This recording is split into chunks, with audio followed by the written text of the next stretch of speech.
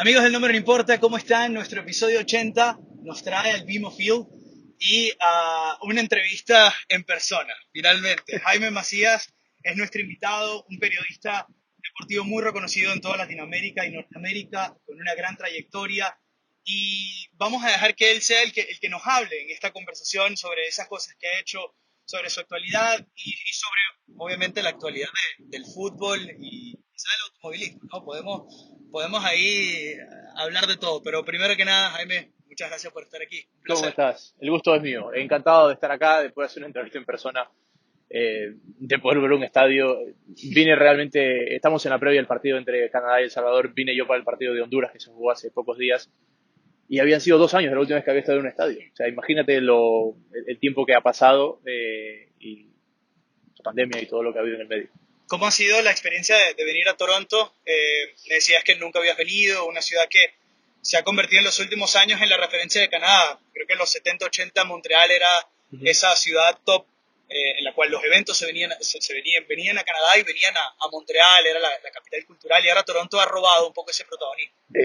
Lo que notaba en Toronto, que hice el primer informe 3 horas después de haber llegado y dije, es la mejor nación ahorita en la que he estado. Y me parece, a ver, Toronto es una ciudad canadiense, Canadá tiene esa herencia británica, que está cerca de Montreal, que es Quebec muy francesa, y está más cerca de la frontera con los Estados Unidos que del propio Montreal. Entonces es como que tiene esa mezcla americana, esa herencia británica y ciertos rasgos franceses. Aparte tiene ese lago que con un lago cualquier ciudad se la ve bonita, entonces tiene lo mejor de las tres partes Toronto. Me decías también cuando conversábamos fuera de cámara que tenías algunos eventos que te conectaban, no necesariamente que habías estado aquí, pero te conectaban con Toronto. Sí, a ver, yo vengo de los autos, por eso hacía la referencia de automovilismo, ¿no? Y yo era un fanático de la Fórmula 1 hasta que murió Ayrton Senna y comencé a ver la IndyCar. Y mi piloto favorito en la IndyCar era el mexicano Adrián Fernández. Y su primera victoria es aquí en Toronto en 1996. Entonces me quedó ese nombre como Toronto, porque Adrián Fernández ganó. Y fíjate, 11 años después de esa carrera, el primer torneo de fútbol que yo transmito es el Mundial Sub-20 de Canadá, que se juega la final en este estadio, que la gana Argentina y que me toca transmitirla también. Y también es muy cercano ese mundial porque yo había estado en la preselección ecuatoriana de ese sudamericano. Ecuador no clasifica al mundial, pero conocía yo a todas las selecciones sudamericanas que jugaron ese mundial y que estuvo Chile en las semifinales y Argentina como campeón. O sea que, bueno, dimos el círculo completo y ahora hasta, A, a, hasta llegar. aparte que no es Toronto, estamos en el estadio y alrededor de este estadio se corre todavía el Gran Correcto. Premio de la IndyCar, o sea que no había que ni siquiera acercarse a la torre. ¿Cómo fueron esos inicios? Porque tengo entendido que, obviamente, tu relación con el automovilismo fue porque tú también corriste karting, ¿no? Sí. ¿Y cómo nació ese amor desde que eras niño, infundado por tus papás? ¿Cómo nace esa historia? Mi padre veía la Fórmula 1 desde que yo era niño. Y yo, por ejemplo, a ver, si hoy nos ponemos a hablar de, de, de, de- de historia, de estadísticas, seguramente el fútbol está a la par que el automovilismo, pero porque tengo una preparación. Pero así de mi cabeza, de haber vivido en vivo eventos, tengo más memoria de ver correr a Ayrton Senna y a Alan Prost que del fútbol que se jugaba en esa época. Yo no tengo recuerdos de Italia 90, pero tengo recuerdos de un auto blanco y rojo con un casco amarillo ganando carreras. Entonces, mi pasión por el automovilismo estuvo primero. Y después viene, digamos, este medio divorcio con el automovilismo tras la muerte de Senna, que coincide con el Mundial de 1994, que es la primera vez que yo armo el álbum y empieza a entrar el fútbol y que después, bueno, son ese tipo de situaciones que te empiezan a mezclar y que terminas de este lado. Pero también yo comienzo en la televisión transmitiendo Fórmula 1 cuando tengo 15 años. Y hay una anécdota ahí que yo, al mismo tiempo que yo jugaba al fútbol en Emelec, en las inferiores de Emelec, yo hacía o me invitaban a un programa de televisión a hacer la previa de la Fórmula 1. Estoy hablando de la época que está en el colegio. Y después de un tiempo vi un productor, me dice, oye, me dice, el otro día había en el banco de suplentes un jugador con tu nombre. Y le digo, no, Era yo. era yo. Me dice, ¿cómo vas a ser tú si tú estás acá hablando de automovilismo? Y le digo, sí, le digo, pero era yo. Versátil. Y me dice, no, pues tienes que venir a hablar acá con nosotros de fútbol. Y ahí es como que Yo le digo, no, espérate, no puedo estar entrenando y viniendo. Pero el día que dejé el fútbol, dije, bueno, vamos por este camino. Porque yo veía la televisión como un hobby, yo no veía cómo alguien podía ganarse la vida hablando de automovilismo en un país como Ecuador. ¿Cómo nace esa oportunidad de transmitir Fórmula 1, de hablar de automovilismo en la televisión con 15 años? O sea, ¿cómo se da esa oportunidad? En un vuelo, era un avión. Sí. Sí, yo viajaba de Guayaquil a Quito, Guayaquil donde yo vivía, a la capital, y estaba sentado al lado de una persona, una señora. Y ella estaba viendo cómo yo leía revistas de Fórmula 1 y me empezó a preguntar y se dio cuenta que sabía de lo que le estaba hablando y ella era la gerente de programación de un canal que tenía el derecho a la Fórmula 1 y me invitaron a una transmisión. Entonces participé en esa transmisión. Fue una sola ocasión, pero es como que ya eh, como, como que ya me despertó Claro. ese bichito porque yo había intentado hacer muchas cosas. Jugar al fútbol, correr autos, me encantaba la mecánica, pero era muy malo para las matemáticas, me encantaba la ingeniería, pero era muy malo. Entonces, cuando yo transmito esa carrera, siento por primera vez en mi vida que yo medianamente lo hacía bien. Claro, tú lo ves ahora y dices cómo esta gente me puso al aire, pero desde lo propio, o sea, sentí que no me costó un esfuerzo y ya se me quedó. Entonces, bueno, lamentablemente ella falleció ahora hace muy poco, pero estoy eternamente agradecido porque ella es la que me despertó un bichito y me enseñó algo en lo que medianamente era bueno. ¿Cómo, ¿Cómo entonces conectaste luego? Obviamente tuviste la oportunidad a los 15, seguías con Emelec, esa era tu Sí. prioridad en ese momento, ¿no? El fútbol. ¿Cómo luego das el paso entonces después de quizá poner en hold la carrera futbolística en esos años jóvenes para entrar a la universidad y hacer una carrera de... Yo creo que cuando uno comienza a jugar fútbol y uno empieza a estar dentro de la disciplina de un equipo de fútbol, sobre todo como me tocó a mí, yo llegué a un equipo grande en medio de una crisis económica. Cuando hay esas situaciones empiezan a promover muchos jugadores al primer equipo, a veces por necesidad, a veces por reglamento, y uno siente que está cerca, o sea, uno piensa que uno puede ser un jugador profesional porque está cerca, ¿no? No es que los de primera entrenaban allá y yo solamente tenía la misma camiseta, no, yo entrenaba con ellos. Eh, y para mí hay un momento donde yo tengo donde yo ya me daba cuenta que quizás, no que yo no podía ser jugador profesional, pero que quizás en Emelec yo no iba a poder jugar. Porque yo ya tenía 18 años y yo seguía siendo tercer arquero suplente del equipo reserva. Entonces yo decía, y por ahí, si es que yo fuera a poder jugar acá, yo ya debería al menos ser titular en la reserva. Y me daba cuenta que no iba. Y después yo tengo una lesión en la rodilla. Y a diferencia de lo que mucha gente dice, no, es que yo me retiré por una lesión. A mí más vale la lesión me hizo como una pausa y darme cuenta a mí mismo que yo no tenía el nivel para eso. En medio de eso yo intento buscar una beca, voy, vuelvo. Cuando me voy a probar estaba muy mal, recién había sido una lesión. O sea, yo cuando me entrené la primera vez con uno de los entrenadores que seleccionaba, dije, si yo fuera él, yo no me beco a mí mismo. Y yo vuelvo a Ecuador en el mes de octubre, ya cuando las universidades habían arrancado. Entonces, yo tenía que esperar enero para poder comenzar universidad. Y entonces y entro, digamos, con los contactos que había conocido de cuando cubrían al equipo, con la gente que conocía de los canales, empiezo a hacer prácticas y es tratar de forzar la oportunidad de estar ahí. Aparte yo tenía en la cabeza esto de que yo hacía lo de Fórmula 1 y que yo sentía que lo hacía de forma natural y que lo hacía bien. Entonces, digamos, estaba forzando oportunidades Claro, porque sentía que tenía una gran confianza de que lo podía hacer bien. Y estabas en esa etapa en donde probarlo era, o sea, ¿por qué no? O sea, ¿por qué no? Aparte que yo venía de estar sentado en el banco de suplentes 3 años seguidos. Entonces, ¿por qué no me iba a sentar en la puerta de un canal de televisión hasta que alguien me dé la oportunidad? exacto. Entonces, al final, resultó que todos esos años en el banco me sirvieron como primero una paciencia de esperar y segundo de estar listo después de la espera, de no estar, como diríamos en el fútbol, frío. Claro. ¿Cuál es cuál es el próximo paso? Tuviste la oportunidad obviamente de cubrir mundiales, tuviste la oportunidad de trabajar en la televisión en Ecuador. Ujú. ¿Cuál fue el primer paso post conseguir esas prácticas y entrar? Irme a estudiar, Claro. irme a estudiar, porque, Pues estudiaste en España, ¿no? claro, lo del estudio es después de que yo ya trabajo. Lo del estudio es después de que yo transmito el mundial del que hablamos Wow. en este estadio. Yo arranco y empiezo a abrirme lugar. Yo, a ver, cuando uno arranca, uno tiene, digamos, la posibilidad de sorprender. Nadie sabe si lo haces bien, mal, mediocre, y sientes que el avance es a pasos agigantados. Y es un poco lo que me pasó a mí. Y yo como que pongo en hold lo de irme a estudiar afuera. Porque digo, estoy metido en este círculo que está encerrado, no quiero salir de aquí porque Claro. no abrir un brote nuevo. Y en medio de, y en medio de eso hay una incautación del canal donde yo trabajaba.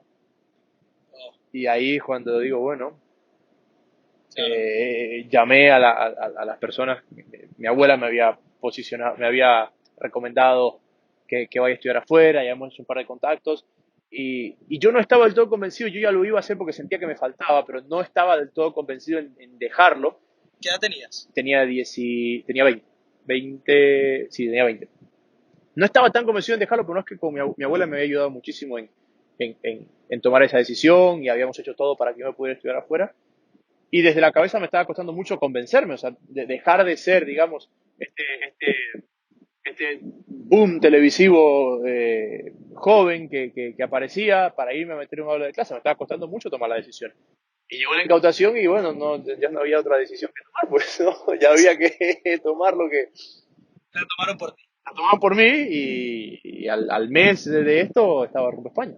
¿Cómo era la situación de Ecuador como país en ese entonces? Eh, la palabra, a ver, te mentiría si te digo la situación como país. Te la pongo más en la industria en la que yo trabajaba. Mm, Eh, era incierta, ¿no? claro. No sabía bien en qué dirección se iban moviendo los medios de comunicación. Esa era la situación. Entonces, cuando yo empiezo a plantearme con mi abuela el tema este de, ok, ¿por qué ahora sí no irme a estudiar afuera? Era ya el segundo año que yo estaba trabajando, y ahora comenzando el tercer año que yo estaba trabajando en televisión. eh, Tú te das cuenta que había como un cierto, la palabra no es inestabilidad, pero como que algo estaba cambiando. Algo estaba cambiando y que no es que yo decía, ok, yo estoy aquí, mañana voy allá. No estaba del todo claro ese camino. Por eso yo me empiezo a plantear el tema de De irme a estudio. estudiar afuera. Sí. Claro. Obviamente yo vengo, nosotros, muchos de los que siguen el programa vienen de Venezuela, que la situación te ha obligado a moverte, Sí. por eso que me causaba curiosidad saber cómo era en Ecuador, porque creo que también cuando te planteas entrar en esta carrera, si tus objetivos son grandes, si eres una persona ambiciosa, en mi caso yo pensaba en ESPN, yo pensaba como que Ujú. siempre mi futuro iba a estar fuera de Venezuela y luego por una u otra razón, la situación política, etcétera, Sí. me obligó a salir mucho más rápido de lo que quizá yo pensé. Y en ese momento donde yo salgo, también profesionalmente lo que yo estaba haciendo era positivo. Luego que la situación se tornaba muy complicada. Es que yo salgo, Esa es una toma que tenemos para... sí, es la toma aérea Sí, yo, a ver, yo salgo y el rato que yo salgo yo no pienso que voy a volver. No sé a dónde voy a ir, pero no pienso que voy a volver, porque la situación era poco clara, ¿no? Era poco clara y el único canal deportivo que había como canal deportivo era donde estaba yo. Es más, yo hacía varias cosas para el canal general propietario del canal de deportes. Y ese canal tenía una sola persona, que es mi buen amigo y que después fue mi compañero Diego Arcos. Ese canal tenía una sola persona. Por eso es que cuando Diego no estaba, por algún motivo, yo iba allá a reemplazarlo. Entonces también yo veía y decía, ok, da lo mismo lo que pase. Si este canal en el que yo estoy no logras sobrevivir la incautación o lo que sea, no hay otro canal deportivo. Entonces yo también ya como más tirando a una matemática decía, ok, ¿dónde voy a volver si este canal no se sostiene? Claro. Entonces es un tema, es como que yo digo, fue un buen momento para irme, pero al mismo tiempo el rato que empecé a estudiar yo dije, si yo no supiera lo que es trabajar esta profesión, yo me cambio de carrera mañana. ¿Por qué? Porque siento que en esta profesión hay una dosis de pasión. eh, Nuestros horarios no lo muestran, hay una dosis de pasión, hay una dosis de adrenalina, y que eso en un aula de clase jamás lo vas a vivir. O sea, creo que tienes que convencerte de que estás haciendo, y además que es una carrera en la cual es muy inspiracional y es muy... lo que cada uno hace o la forma de lo que cada uno lo hace es muy única, no hay una respuesta correcta. Entonces, realmente tú estudias las herramientas para plasmar tu forma de entrevistar, tu forma de informar, tu forma de escribir, y es muy difícil que tú en el aula sientas lo mucho que estás aprendiendo. Tú a lo largo de la carrera empiezas a valorar lo que aprendiste, pero en ese momento tú sientes que no estás aprendiendo. Claro. Estoy completamente de acuerdo con la parte de que la motivación es tuya. Sobre todo Claro. también cuando te enfrentas a que la carrera de periodismo o una carrera de comunicación social la toma mucha gente por las razones, o sea, por razones, bueno, no tengo otra cosa, de repente esto es lo que se me da, de repente quiero ser modelo. Yo Yo recuerdo sé de siempre, fútbol, entonces voy a estudiar. exactamente, Entonces, ese tipo de cosas. Y al final, cuando me dicen, no, es que tú sabes de fútbol, no lo crea. O sea, estamos en Canadá. Canadá es candidato para mí es candidato a clasificar al Mundial. Los motivos por los que Canadá está cerca de clasificar al Mundial, amigos, no pueden estar más alejados del fútbol. Es por lo que Canadá brinda a quienes han crecido aquí, es por lo que es Canadá como país. No, por eso el fútbol cada vez es más de países del primer mundo. Tú mira que cada vez llegan más lejos países del primer mundo. Mira lo que ha hecho Dinamarca, mira lo que ha hecho Islandia, mira cómo Inglaterra se ha recuperado. Entonces, yo te puedo hacer un análisis futbolístico y explicarte por qué Canadá es favorito para clasificar, sí, de acuerdo. Pero para entender cómo ha llegado a esa posición futbolísticamente favorable, tienes que saber de muchas otras cosas más, que tienen que ver con la economía del país, con la inclusión social, con las políticas que tiene, con su geografía. Entonces, a mí, a mí en parte me molesta que me dicen, no, es que tú sabes mucho de fútbol. No, yo creo que más vale lo que me ha ayudado es la cantidad de curiosidades sin sentido que tengo que se juntan en el momento de que se juega un partido de fútbol. y hablando de esas curiosidades, a mí me causa mucha curiosidad. Tú eres muy apasionado también por las estadísticas. O sea, tú ves, tu timeline de Twitter son estadísticas que se ve que meramente tú las investigaste. O sea, veía en estos días como por ejemplo, los jugadores que cambiaron del primer a segundo partido. Hiciste Claro, en el listado del CONCACAF claro. de los jugadores que cambiaron de la alineación titular de cada una de las selecciones. Y me pareció fantástico, pero habla de esa curiosidad, ¿no? De Pero es esa... que con esa estadística, Tú entiendes, no pasa nada. Ya habíamos cambiado. Con esa estadística tú entiendes. ¿cómo va a alinear Canadá y El Salvador? El partido que vamos a ver mañana. Si El Salvador no cambió jugadores del once inicial, ni en el primero ni en el segundo, ¿qué va a pasar en el tercero? Pues son seres humanos.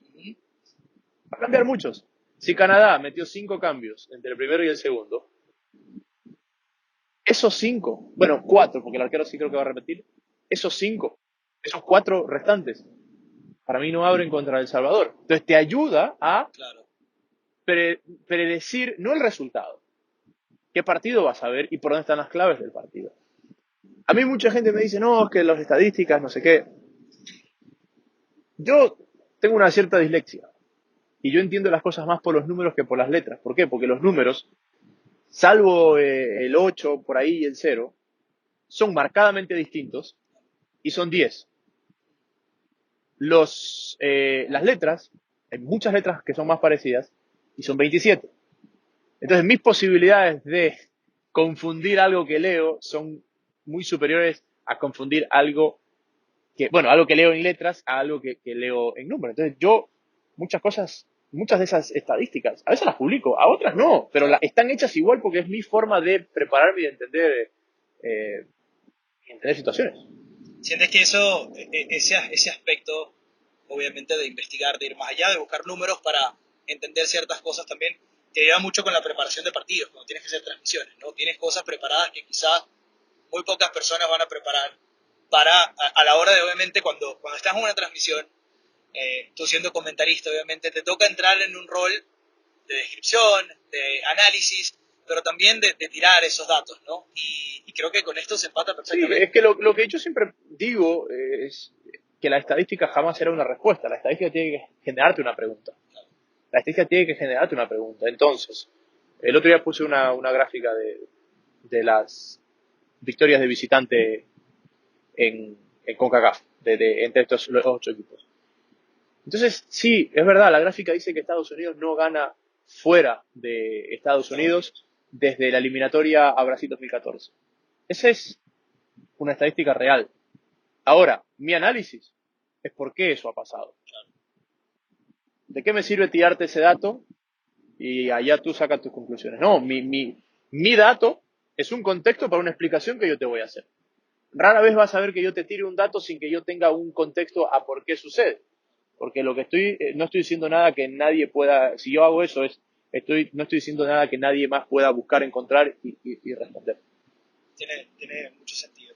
Es algo que obvio uno creo que también en la práctica lo vas aprendiendo y lo vas entendiendo mucho mejor, ¿no? Obviamente tú has tenido una trayectoria muy buena, estuviste en un canal como Bean Sports, del cual recién sales, no sé si quieres hablar algo al respecto, pero primordialmente lo que te quería preguntar era cómo se generó esa oportunidad o cómo se dio posteriormente a tu estudio, etcétera. Porque creo que hay que poner a la gente en contexto. Tú eres muy joven. O sea, estamos hablando tú tienes desde el 87, ¿no? Sí. O sea, 34. De la Pero todavía... generación que jugó el mundial aquí. Exactamente. Cumplo 34 en octubre, tengo 33. Exacto, 33. Sí. Entonces, en el poco tiempo que obviamente tienes de carrera, de estudiar, has hecho muchas cosas. ¿Cómo surge esa oportunidad bien posteriormente al estudio? Cuando yo estoy estudiando, las cosas se estabilizan un poco en el canal madre de aquel donde yo estaba. Y ese canal tenía los derechos del mundial. Entonces yo voy con 21 años en el mundial de Sudáfrica. De esas cosas raras, a mí me habían hablado un año antes del mundial de que posiblemente yo era uno de los candidatos a ir al mundial. Pero 2 meses después de esa conversación, Ecuador queda fuera del mundial. Y yo asumí en mi más profunda ignorancia que el hecho de que Ecuador quede fuera quería decir que yo también estaba fuera. Y en la noche de febrero me dicen, oye, tu pasaporte y tus datos. ¿Para qué? No, para el mundial. Yo me entregué y después le digo, oye, explícame cómo es esto. Y me dice, no, lo que pasa es que, en resumen, la explicación era, si Ecuador iba al mundial, llevábamos más gente conocida, y si Ecuador no va al mundial, llevamos menos gente menos conocida que pueda hacer más cosas. Y tú puedes... Yo no es que sabía editar, o sea, no sé editar, yo no sé editar, pero te puedo cortar, Claro. te puedo armar y te puedo... hablo inglés, me defiendo en otros idiomas, me defiendo, digo, porque les meto Spanglish y me entienden. Exacto.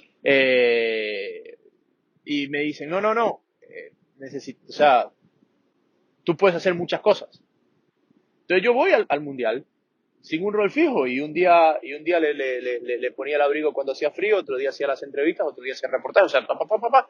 Y para mí el mundial me cambia la perspectiva, primero porque toda esta gente que yo veía de niño por la televisión en las grandes cadenas, los veo de cerca, los admiraba igual, pero los veía igual a mí de carne y hueso y decía, bueno, yo también puedo hacer eso. Y empiezo a sentarme en más bancos de suplentes como los que me había sentado tocando puertas. Entonces, 5 años después del Mundial, trabajo con gente que conocí en este Mundial. Y ese Mundial a mí me cambia digamos, me abre los ojos de eso es lo que yo quiero, pero también me acerca a las personas que podían contratarme para que eso suceda. Entonces, es eso, ¿no? se dice rápido, ¿no? Pero, por ejemplo, el momento que yo acabo la universidad y no encontraba cómo saltar de ahí a Estados Unidos o a otro, o a Argentina o a otro lugar, fue frustrante. Claro. Pero cuando ha sido un arquero no tan bueno, lidias.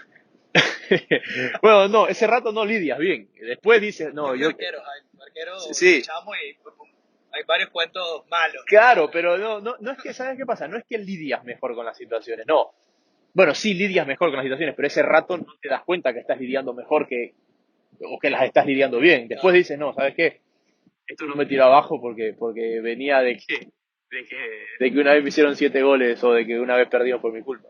Claro, esa perspectiva creo que también cuando, por ejemplo, yo lo puedo tomar a mi caso de jugar tenis, que tomas todas las decisiones tú y se asemeja mucho a la dinámica de la vida. Cuando estás en una cancha de tenis, todas las decisiones las tomas tú, correctas o incorrectas. Y tú Sí. lidias con la presión, lidias con el momento y al final del día hay dos resultados, ¿no? Y a veces obviamente puedes ganar un partido, no jugaste bien, no aprendiste nada y de repente perdiste un partido Sí, y aprendiste todo o te das cuenta de muchas cosas que pasaron que necesitas mejorar, pero no te hubieses dado cuenta si hubiese ganado. sí, exacto, exacto. Es eso, ¿no? Uno no tiene, porque somos competitivos todos. Y el momento que uno pierde, uno no tiene, digamos, uno jamás va a decir, sí, qué pena, pero mira lo que aprendí. Claro. No, es después. O sea, uno valora la derrota después. No, es muy difícil que uno salga sonriendo después de que perdió, pero realmente el mito este de que uno a veces gana y a veces aprende es totalmente cierto. Sí. Es totalmente cierto. Por ejemplo, yo tuve 2 etapas en el automovilismo y mi segunda etapa fue totalmente diferente a la primera, porque había aprendido mucho más y era mucho más paciente y era mucho más calculador y creo que son cosas que se fueron reflejando indirectamente y tú lo has vivido con el tenis. La, la- el timing que uno aprende en el deporte, en la toma de decisiones, en la presión, en el ganar o perder, porque al final uno gana o pierde, después uno lo puede trasladar a la vida y uno encuentra esas similitudes en situaciones que jamás pensaría que las encontraba, pero las termina encontrando. Volvemos entonces a la parte de bien. Estabas en esa situación, Sudáfrica te llevó a conocer mucha gente, Sí. a hacer un networking importante, ¿no? Sí, después hay una cosa en el medio de Sudáfrica y BIN y es que muchas de esas personas las reencontré 4 años después. Claro. Y que en ese retorno a Ecuador al cual yo me negaba, resulté yo siendo el borde de campo del equipo más grande del país que salió campeón después de 15 años de sequía.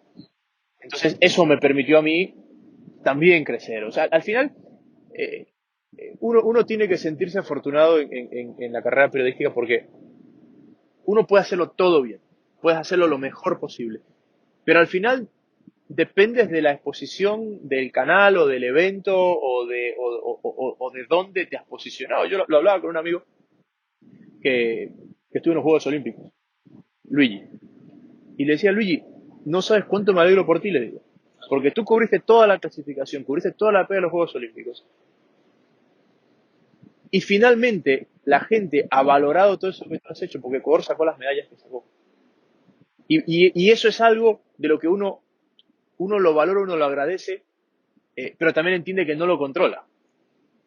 No lo controlas. Y yo la verdad que me alegré mucho por él, porque al final son cosas que no las puedes controlar. Tú puedes posicionarte para rendir y hacer lo mejor posible ante un evento puntual. Después el desenlace del evento, quieras o no, tiene un efecto directo en ti. Supongamos que yo era borde de campo de ese equipo y perdía 3 partidos seguidos conmigo ahí. Claro. Iba a comenzar pues el murmullo del Sarado. Ciertamente. ¿De verdad? ¿Y qué puedo hacer yo al respecto? Nada. No, y eso se traslada perfectamente a todas las cosas de la vida, ¿no? A las oportunidades cuando llegas que te tienes que preparar. Tú solo puedes controlar lo que puedes controlar. Claro. Al final del día. El resto es destino y las cosas se dan como se dan. A ti te tocó la fortuna de ligar una época exitosa. ¿Y cómo fue entonces? ¿Tuviste la oportunidad luego de ir a Brasil? Tuve la oportunidad de Brasil porque al mismo tiempo que estaba siendo borde de campo de Barcelona de Ecuador, el rival de Melec, el equipo en el que había jugado, pero yo quería que ese año sean campeones, porque estaba ahí. es el mismo año en el que Ecuador clasifica al Mundial de Brasil. Entonces, todas esas, digamos, esa oportunidad que se me había abierto en el 2010 por ser un desconocido y un novato que podía meterle la mano a todo, cuando Ecuador clasifica a Brasil y todos los países empiezan a hacer piezas del Mundial, de las selecciones, ya era algo más conocido y todos necesitaban alguien que les hable sobre Ecuador para sus diferentes... Entonces me dicen, ¿puedes hacerlo? Sí, sí, sí. Entonces empiezas a reconectar y estás un poco como más abierto a colaborar. Y ahí es cuando viene, cuando, cuando, cuando vuelvo a reencontrarme con mucha gente que había conocido y empiezan a surgir nuevas oportunidades. Y después, yo al final del 2014, yo renuncio al canal donde yo trabajaba. Porque no te voy a decir que fue una decisión tomada con el corazón, pero es como que a veces le empieza a faltar un poco la motivación por la rutina. Esto, como decíamos, esto es muy pasional, esto es muy anímico. Y, y como que yo sentía y me negaba a aceptarlo, pero yo sentía que yo había tenido la fortuna de haber ligado esos momentos importantes de los que hablaba, pero también de que me había llegado todo muy rápido. O sea, yo a los 25 años transmití la tercera clasificación de mi país al Mundial. O sea, uno de los partidos más importantes en la historia del país, lo transmití a los 25 años. Y como que empiezas a decir, ok, esto no es normal, pero desafortunadamente o afortunadamente lo hice y es difícil encontrar algo que te lleve, digamos, otra vez a eso. Porque es imposible repetirlo, porque así vuelvas a transmitirlo y vuelvas a clasificar al Mundial. Esa emoción de la primera vez es muy... Y por eso yo soy poco objetivo cuando me dicen, ¿cuál ha sido el mejor Mundial? Sudáfrica, no tiene discusión, porque fue el primer Mundial. Después podemos hacer un análisis desde muchos aspectos y encontraremos, pero desde lo emotivo es Sudáfrica. Y yo ya venía como que con esa sensación. Y ese año se da en Ecuador, por primera vez en la historia, que Emelec y Barcelona, los dos equipos más grandes del país, llegan a la final. Nunca habían jugado una final. Y a mí me toca transmitir la final en el estadio donde yo había jugado. Y sale campeón Emelec, y yo me acuerdo que bajo al campo, camino por el estadio, así dando vueltas como en círculo, y digo, o sea, tengo que buscar algo nuevo. Claro. Tengo que buscar algo nuevo, tengo que comenzar de nuevo, porque esto no va a pasar otra vez. Y por eso decido renunciar. Como le dije a mi jefe, le digo, no, ¿sabes qué? No sigo. Y dijo, ajá, sí. Digo, no, de verdad, digo, no sigo. Ah, ¿qué vas? Me fui a otro, y me fui a otro canal. Y, para hacer la Liga de Campeones, porque tenía mucha curiosidad hacer la Liga de Campeones en la televisión local. Y eso incluía la final en Berlín y todo, pero era como decir, necesito hacer algo diferente. Totalmente. Y creo que el reto es lo que te mueve, ¿no? Creo Sí, que cuando somos pasionales el reto es todo y en un momento ya sentías que habías hecho todo lo que podías, ¿no? Habías cumplido un ciclo. sí, yo admiro la gente que tiene esa motivación de decir, eh, quiero hacerlo de nuevo todos los días. Eh, a cada uno lo motivan retos distintos, ¿no? Hay gente que lo motiva a hacer lo mismo todos los días. A mí me motiva más hacer algo nuevo todos los días. No somos iguales, ¿no? A mí me genera, más que hacer, que lo que pasa es que cuando digo hacer, realmente es aprender algo nuevo todos los días. Claro. Y entonces, uno ahí es cuando dice, bueno, ¿qué es lo que a mí me llena? Me llena hacer cosas nuevas todos los días, aprender cosas nuevas todos los días. Y no que cuando haces lo mismo no aprendes, pero no sientes eso no sientes, Esa cosquilla.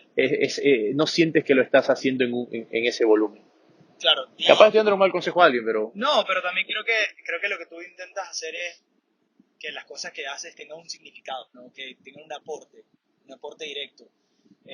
Y quiero que ahora prácticamente se empata perfecto con tu nueva dinámica, ¿no? Que es como más freelance, es para ti.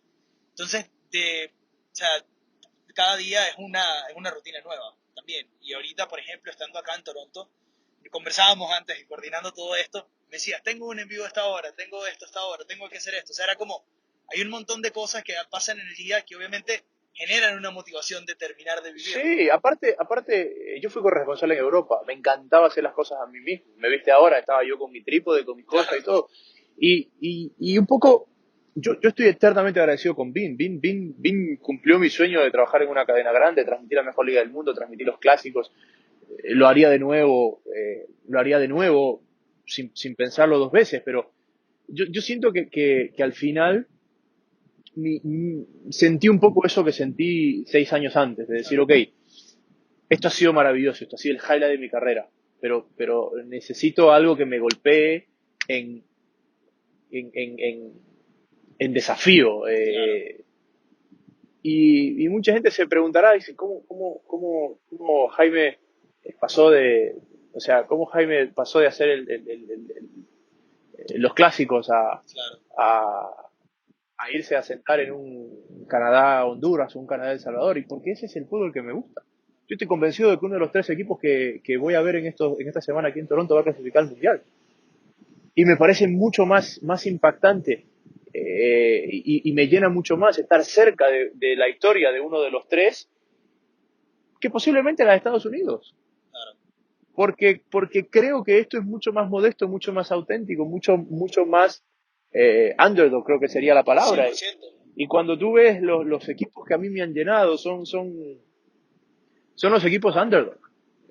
Y por eso vine acá a Toronto y vine con mi cámara y con mis equipos y tratar de sentir, digamos, ese cosquilleo de, ok, tengo que hacerlo todo yo solo. Bueno, ahora tengo un camarógrafo que me está ayudando para el partido contra El Salvador, pero el otro lo hice solo. Quiero sentir ese cosquilleo, quiero aportar, quiero conocer el fútbol canadiense, quiero conocer el fútbol hondureño, quiero poder interactuar con programas de diferentes países, porque a mí eso es lo que me llena, no porque sepa más o porque sepa menos, es porque para entender situaciones hay que meter las manos. Claro. ¿Y cómo yo voy a entender el fútbol hondureño o el fútbol salvadoreño si no soy parte de su dinámica periodística para un evento puntual? O sea, ¿cómo nace el hecho de que estás acá? ¿Cómo fue el plan? ¿Cómo decidiste, voy a Canadá a ver esta seguida? No, yo tengo una relación con TCS, canal salvadoreño, que desde hace varios años, desde antes del Mundial, donde yo colaboro con ellos para los segmentos de fútbol internacional. Y cuando Canadá y El Salvador, porque clasifican juntos a este octogonal, les digo, ¿sabes qué? Me gustaría ir a este partido, quiero ir a este partido. ¿Les interesa? Y me dijeron, sí. Y armamos, digamos, algo alrededor del partido. Y después yo me di cuenta, me he dado cuenta antes, duras. Entonces empecé a armar una, digamos, una plataforma freelance Claro. para poder cubrir el partido. Entonces, eh, después terminé uniendo todo, ¿no? La radio en Ecuador, Fútbol Infinito, la televisión salvadoreña, la televisión hondureña y, y al final un poco de todo. Y ha sido 10 días así, del fútbol como me gusta, ¿no?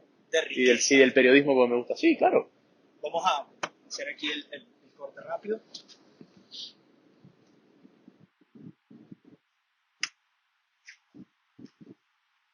Hablas de esa historia de Underdog y aquí la hay mucho. Creo que en Canadá, y yo tengo 7 años aquí y he sido parte de los Raptors que eran campeones. Los Jays tuvieron 2 grandes años en playoff, en donde tuvieron serie de campeonato. Ahora tienen un equipo nuevo que está lleno de jóvenes y mucho talento. Y creo que Canadá está haciendo eso, volviendo al punto El que me Toronto decía. Football Club quedó campeón hace rato. Toronto Football Club quedó campeón acá 2017. Y todo el mundo acá te dice que este es el año de los Maple Leafs. Bueno, Pero le dicen que lo dicen todos los años. en los Maple Leafs lo dicen todos los años. Eso Ese vamos a ver, el año pasado estuvieron cerca y perdieron con Montreal, o sea, y perdieron una ventaja. Iban ganando 3-1 la serie y perdieron. Sí. Así que, bueno, ese es otro tema. Ese es más para los torontianos. Pero lo que te quería decir era que tú lo decías muy bien en la introducción. Con respecto a lo del fútbol, el fútbol de primer mundo y los países de primer mundo triunfando. Y creo que Canadá es evidencia de esto, de cómo organizando, o sea, quizá menos pasión y más razón, se han tardado, pero están dando los pasos para llegar en disciplinas distintas. Vemos, y lo pongo más cercano a mí, tenísticamente, tienen a una chica en cuartos de final de US Open que tiene 18 años, Sí. a otro chico que tiene 20 en cuartos de final de US Open. Ambos juegan hoy, Blake está jugando ahorita, obviamente esto saldrá después de que ya hayan pasado todo. Bianca quedó eliminada ayer, o sea, el tenis también progresando. Y va perfectamente el punto que decías de cómo esos países de primer mundo están haciendo tantos avances. Y Canadá es parte de eso. Es ver cómo el país está evolucionando y está creciendo y el deporte no se queda atrás. Es que el deporte es un reflejo de, de los países, de las sociedades. O sea, siempre va a haber excepciones que hay un talento bruto en una disciplina que representa a un país y te puede ganar todo, pero eso no tiene que ver con el país. Lo que tiene que ver con el país es cuando es de forma consistente en diferentes disciplinas. Eso es lo que tiene que ver con ese es el reflejo con el país, porque, por ejemplo, siempre hay un deportista de talento innato que da lo mismo dónde nació, va a triunfar. No sé, por ponerte, no sé qué nombre, qué ejemplo ponerte. Sí, ¿O quieres uno de menos? no, o sea, por ejemplo, vamos con el obvio, ¿no? Cristiano Ronaldo. Cristiano Ronaldo hubiera sido un futbolista ganador del Balón de Oro, haya nacido en, en Sudáfrica, en Portugal, en Brasil o en Estados Unidos. O sea, digamos, es ese prototipo del deportista que da lo mismo donde hubiera nacido, hubiera sido un deportista de élite y uno de los mejores de su generación. Pero después tienes los ejemplos de los deportistas que han crecido gracias a una estructura de país Claro. para sus habitantes, no para sus deportistas, para sus habitantes, que después les permitió aprovechar las estructuras para los deportistas, y que si tú formas personas educadas, nutridas y capacitadas, que además son grandes atletas, bueno, los resultados están a la vista. Y es una dura realidad cuando eres venezolano y ves la situación del venezolano en general. Pero a ver, vamos a Venezuela.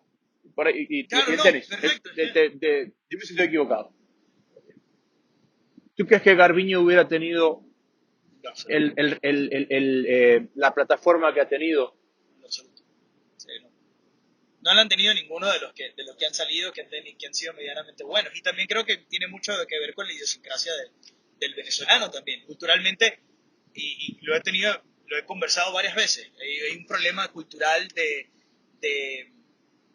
la mentalidad tiene que mejorar en el venezolano y creo que es parte de nuestra Sí, situación política.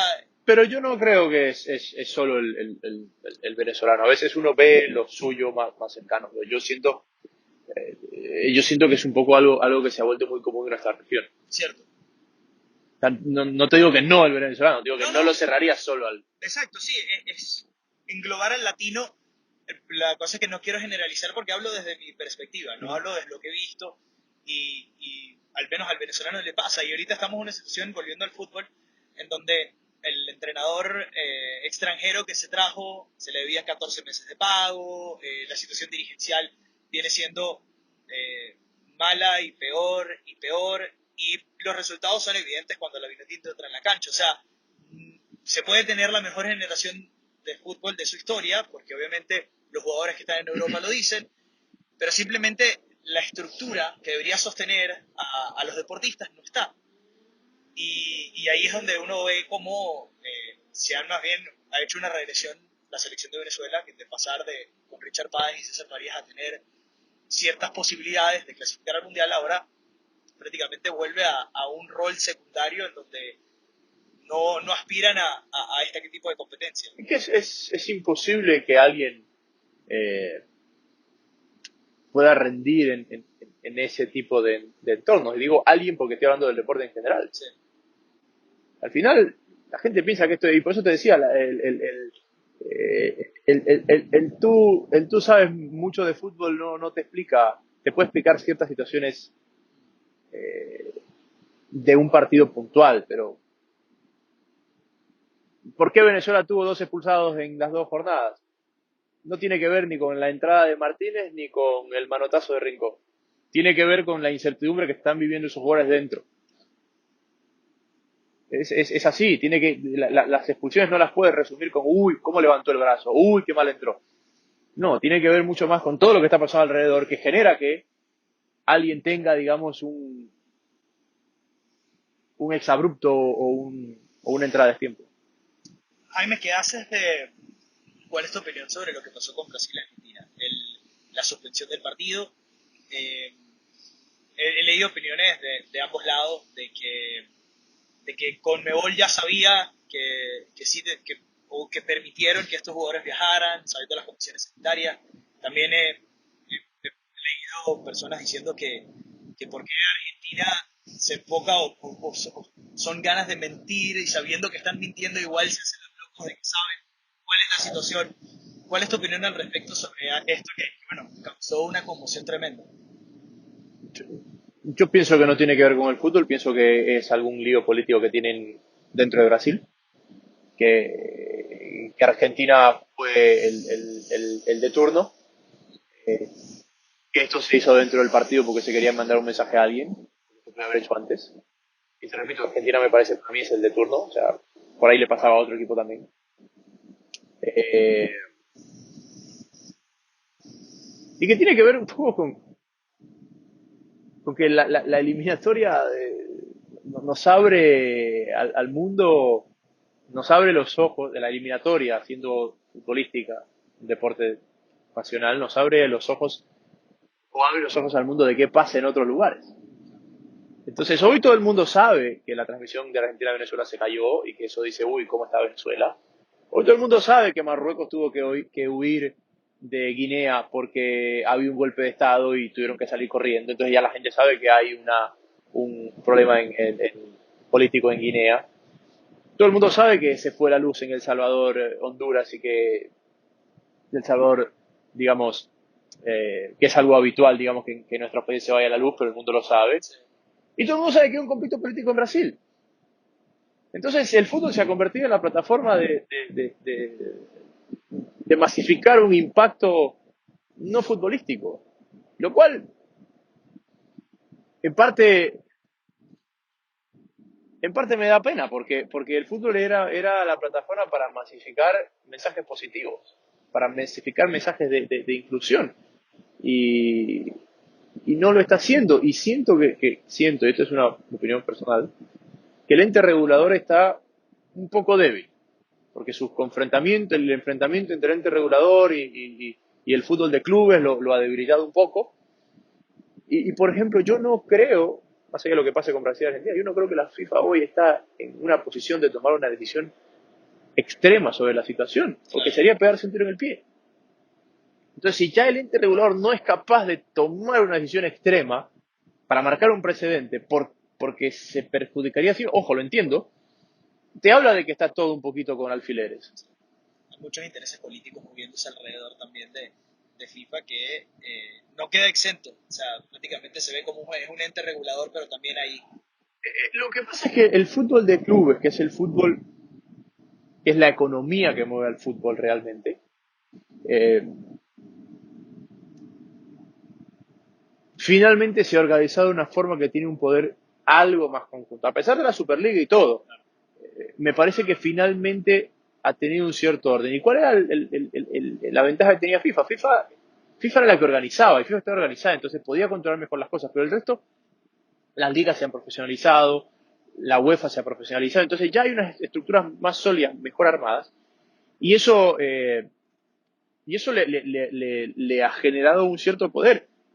Siempre nos preguntamos por qué los otros torneos, los otros deportes, no tienen un mundial como el del fútbol y pesan más los clubes. Claro, porque son deportes que desde el principio las ligas, los equipos están mejor organizados. Y la FIBA nunca estuvo por encima de la NBA. Pero en el fútbol fue al revés, porque primero fue la FIFA, después el fútbol de clubes. Y me parece que estamos en un punto donde sí hay una lucha de poderes y donde, por más que el Mundial, desde lo romántico para nosotros será absolutamente todo siempre, creo que hay una generación que viene después de nosotros que es más hincha de los clubes que de las selecciones. Y segundo, que los que generan y los que mueven la economía son los clubes. Entonces le dice a la FIFA, oye, ¿hasta cuándo yo pago $100 millones por este señor y tú te lo llevas a pasear a Sudamérica durante 2 semanas? Y tienen un punto. Claro. La respuesta es una respuesta, depende de cómo la vea cada uno. Vacía, no, es que la pasión de representar al país, sí, es verdad, la pasión de representar al país, pero igual yo acabo de invertir $100 millones en el señor. Es bastante curioso lo que está pasando, y sobre todo también ahora entramos al mercado de fichajes, este último mercado Sí. del verano, ¿no? Y cómo ahora también vemos lo que está pasando en el fútbol también, de que los jugadores tienen un poder también, mueven sus marcas y hacen un cambio radical. Este mercado de fichajes fue algo inédito, con los dos jugadores más importantes de los últimos 10 años, los más importantes de nuestra generación, moviéndose de equipo, uno volviendo a casa, uno saliendo del Barcelona después de tanto tiempo. Primero, ¿qué te parece el mercado de fichajes, las movidas de equipos como el Paris Saint-Germain formando este tridente, y el Manchester trayendo a Cristiano? Y bueno, obviamente un montón de otras movidas como el Chelsea, que se armó con piezas importantes y puntuales para reforzar puntos que necesitaba, y otros equipos que quedaron un poco a la deriva, quizá como el Barça, por ejemplo. Primero te demuestra la disparidad económica que existe en Europa, por más que nosotros vemos Europa como la zona euro y como que todo es alegría, ¿no? Los movimientos te marcan que no, que por más que todos tienen el euro, no están todos tan bien. A mí lo de Cristiano y lo de Messi yo tengo digamos, una reflexión opuesta. A mí lo de Messi me dio lástima, porque Messi nunca estuvo más lejos del Barça que el verano pasado, y los motivos por los cuales él se quedó, son motivos que nunca se fueron. La estabilidad de sus hijos, la estabilidad de su familia, el cariño a la ciudad. Esos motivos nunca se fueron. Entonces él se vio forzado a irse cuando no le hubiera gustado irse.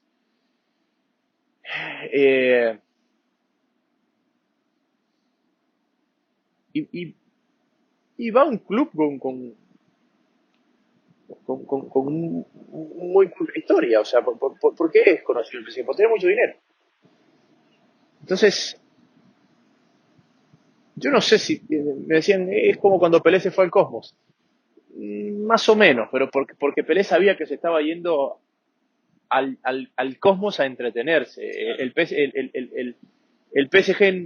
no, el PSG invierte esto para ganar. O sea, el Cosmos no es que compró a Pelé para ganar a Libertadores. No, compró a Pelé para montar una liga. Era una cosa totalmente diferente. Porque ni siquiera juegan a Libertadores.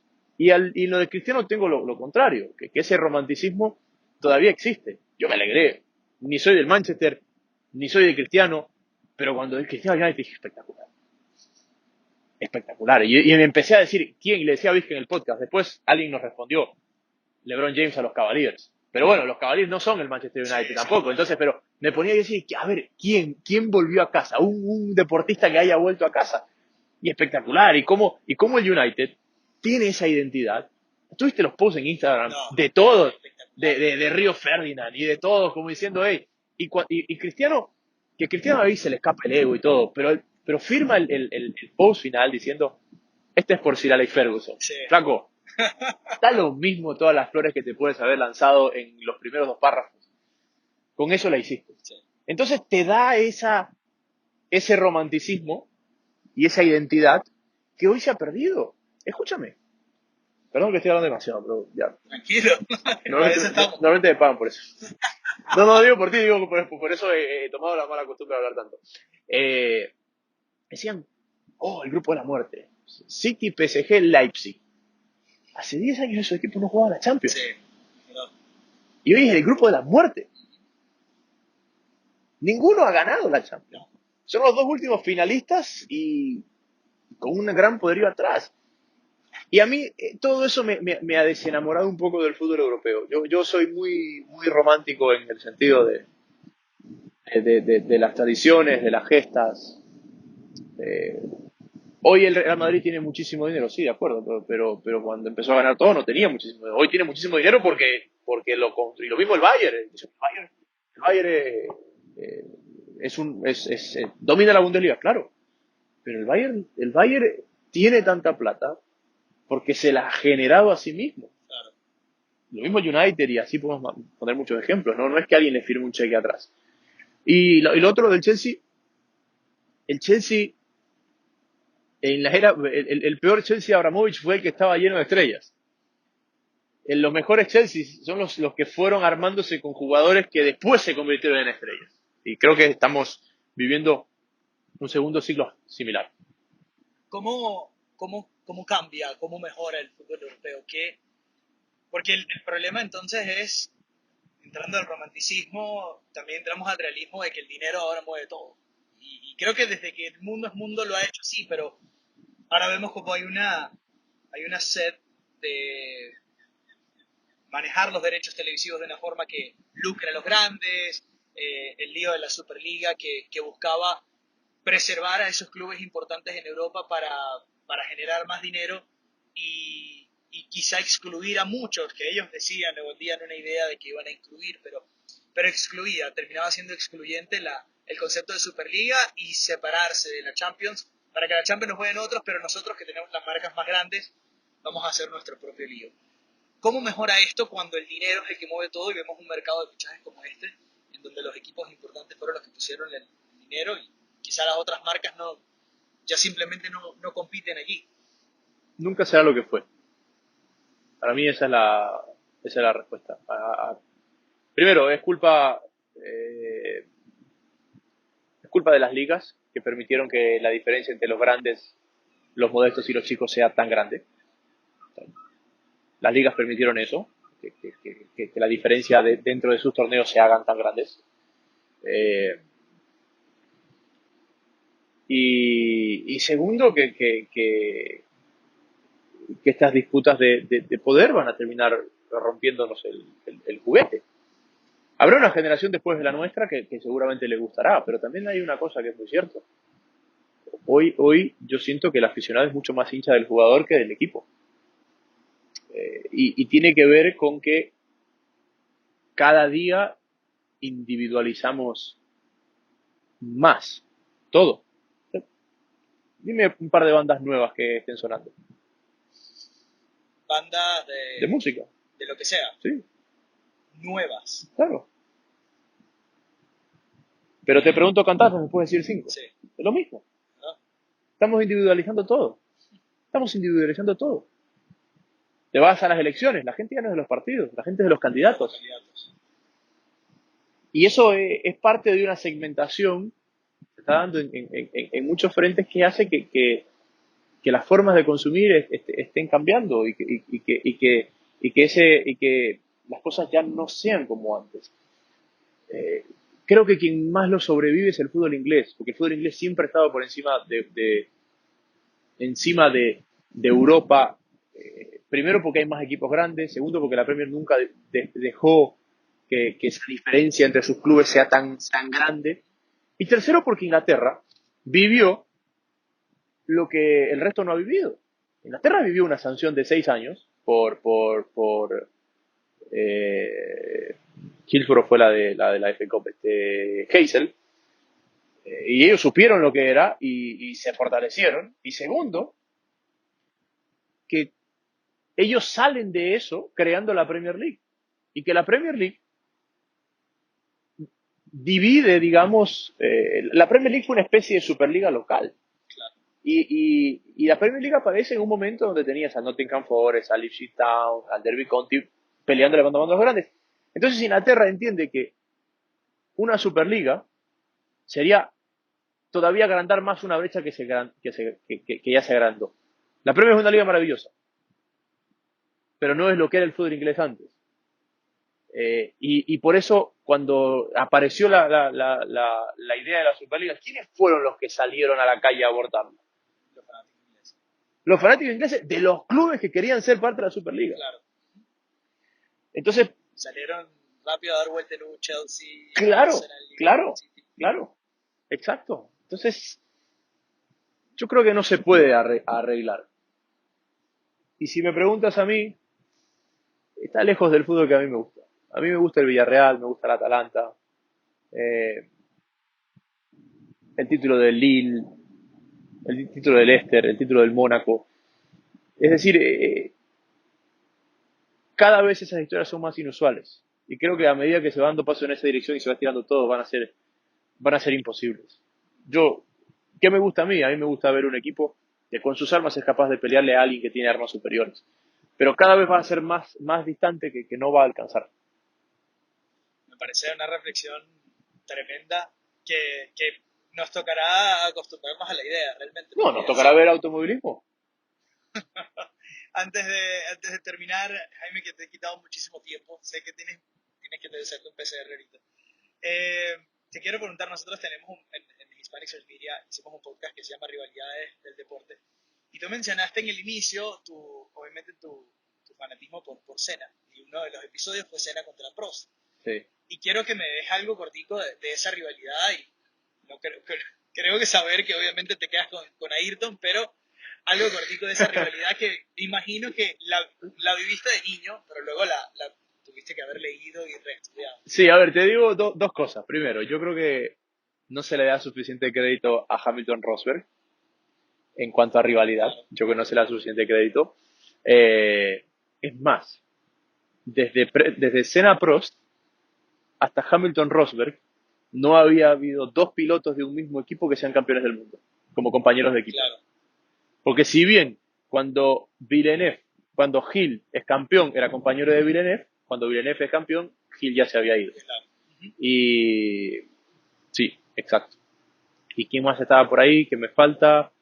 Sí, no, nadie más. Nadie más. A mí la rivalidad Senna-Prost te marca lo que es el automovilismo. Dos approach o dos formas totalmente distintas de hacer las cosas que te llevan al mismo lugar. Y que te marca un poco lo que es la vida, porque por ahí tú tienes una forma muy distinta a la mía de preparar un partido de fútbol y llegamos a la misma conclusión. Tú por un lado, yo por el otro, pero llegamos a la misma conclusión. Y eso es lo que no, porque por ejemplo Vizca y yo, nos pasa eso. Tenemos dos formas muy diferentes de preparar, pero mucha gente piensa que lo hacemos, que nos preparamos igual, porque llegamos a conclusiones parecidas, pero por el camino diferente. Y que a lo largo de mi carrera, yo siempre lo digo, yo teniendo esta idolatría por Senna, yo terminé pareciendo mucho más a Prost. Mucho más metódico, más ordenado, sí, mucho más paciente, más consistente. Eso, entre mí decía eso que decía Senna, quien ve una oportunidad y no intenta adelantar, deja de ser piloto. Pero paso a paso, yo vengo a mí no me sobraba el talento como para decir la remonto mañana. Claro. Pero creo que es una de las grandes rivalidades de la historia. Es la cantidad de historias que hay detrás de ellos, de dónde se rompe la rivalidad, de los cercanos que estuvieron después, en teoría, después de que se retira Alain Prost. Pero creo que era eso, ¿no? Lo distintos que eran y lo cerca que terminaban estando. Porque, por ejemplo, había carreras que tú veías que Senna le sacaba 10 segundos a Prost. Pero todos sabíamos que en el cierre Prost iba a estar ahí. ¿Por qué? Porque venía midiendo el desgaste, venía ahorrando combustible. Entonces, tenías esos polos opuestos que se encontraban. Y un poco igual en el fútbol. Esta regla nunca falla. Equipos con estilos opuestos, marcador cerrado. Equipos con el mismo estilo, goleado. ¿Por qué? Porque si son estilos opuestos se contraponen. Ambos están cómodos en el partido. Y va a ser pequeña diferencia la que marque diferencia. Estilos similares, hay una sola pelota. Va a haber uno que va a estar muy incómodo. Y creo que eso es Senna Prost, ¿no? los detalles y lo cercano, a pesar de la distancia abismal que había en sus estilos y sus formas de gestionar las cosas. Ahora que mencionaste la Rosberg Hamilton, me causó un poco de suspicacia leer el post de Hamilton despidiendo a Bottas, porque dijo, me pareció raro que lo haya escrito en tercera persona, porque dijo, o sea, dijo, él es el mejor compañero de equipo que he tenido, Sí. en vez de decir, ha sido el mejor compañero de equipo. Pero luego también pensando en que Nico no fue el mejor compañero porque Nico le quedó campeón del mundo siendo compañero. Hamilton es más vivo que un conejo. Sí. Hamilton no es por si acaso. ¿Tú crees que se le escapó el día que tagueó a Russell en la foto de su perro? No, marcado. ¿Tú crees? Y cuando vamos al repaso de la temporada y cuando venía peleando con Norris en Austria y dice en la radio, sabiendo que se escucha, what a great driver Lando is. ¿Tú crees que lo dijo por voluntad? No, dijo, y flaco, que venga el que venga. Pero acá yo no le voy a tirar flores a nadie. El debate Hamilton-Schumi con los títulos se puede abrir, porque, bueno, ya prácticamente lo ha superado en todos los números. Ahí, esta temporada está por verse de que pueda ganar el octavo, mucha competencia con Max, pero Lewis y Michael son los dominadores. Sí, a ver, yo creo que, a ver, hay mucho de Schumacher en Mercedes. Y que al final nosotros siempre, todos, cometemos el error de valorar los títulos y no el camino al título. Y hay mucho de Schumacher en Mercedes. Hamilton fue la piedra angular, eh, pero, y Toto Wolff también, ojo. Pero Schumacher agarró un equipo que no salía campeón en más de 20 años y él dijo, viene este, viene el de aquí, viene el de acá, lo hacemos. O sea, yo no he visto a alguien hacer lo que hizo Schumacher. ¿Por qué? Porque no es que Schumacher ganó los 7 títulos, no, Schumacher armó la estructura del equipo que después, bueno, ganó 5 porque los dos había ganado con Benetton. Entonces, hablar solamente de los títulos con, con, con eso no me parece que es justo. Yo creo que es todo lo que hay detrás. Y después Schumacher intentó lo mismo con Mercedes.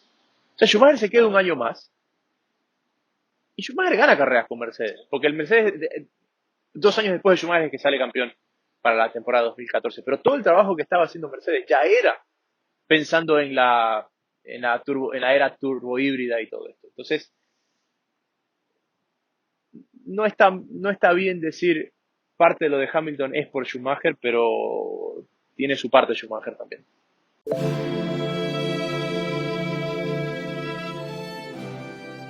Jaime, para terminar, una canción, algo que estés escuchando ahorita.